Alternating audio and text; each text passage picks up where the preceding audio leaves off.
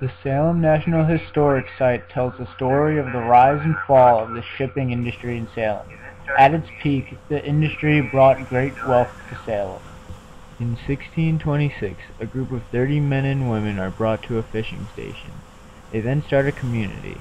This community became known as Salem. The community's main exports were shingles and codfish. The Salem community went through 3 phases in economy over the years. The first phase they went through was the cod and molasses trade, which took place from 1638 to the beginning of the Revolution. The second phase was privateering, which took place during the Revolution. The third phase was the East Indies trade, which was 1783 to 1807. The cod and molasses trade was very successful for Salem. Cod was very plentiful, so it was a very easy export for Salem to use. The trading of cod brought in many cargoes of Valencia oranges, Malaga grapes, Bilbao iron, Cadiz salt, and Madeira wines to Salem. Also, Salem was importing molasses. Molasses was very important, for it was the key part of a very wealthy rum industry. During the Revolution, privateers became a very popular job. It was a risky job, but the income was worth the risk. 2 key players in the privateering industry were Elias Haskett Derby and Simon Forrester.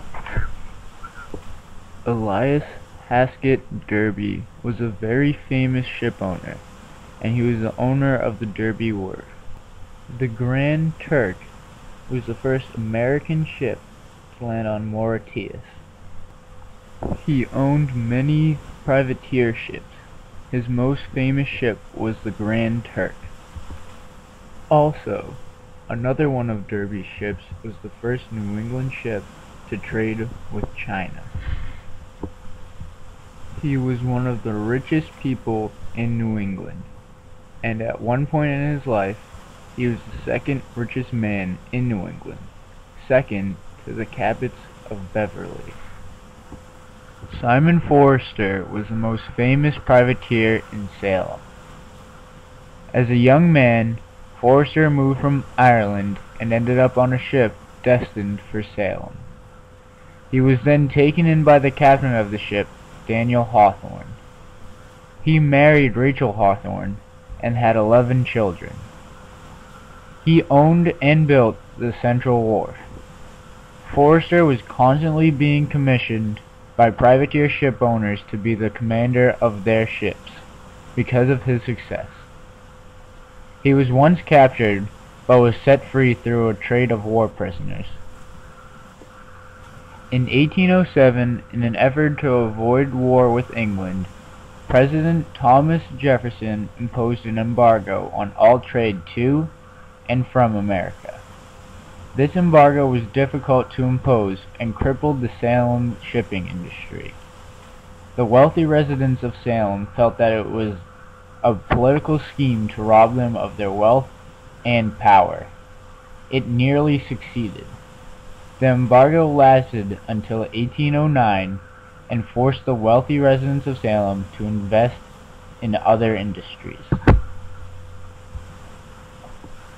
East India trade brought great wealth to Salem. The island of Sumatra was discovered by Captain John Carnes of Salem in 1790. When word of his great success spread, other ships from Salem set sail for this dangerous but profitable region. Tea, coffee, sugar, pepper, and Indian cotton textiles were traded to Salem for their native products. After a deadly attack on the Friendship in 1831, America sent warships to teach the natives of Sumatra a lesson. This settled things down for a time, but another deadly attack on the ship the Eclipse would signal the beginning of the end of this profitable trade. The shipping industry would eventually outgrow the tiny and shallow port of Salem. Salem would never again know the wealth it had enjoyed during the boom of its shipping industry.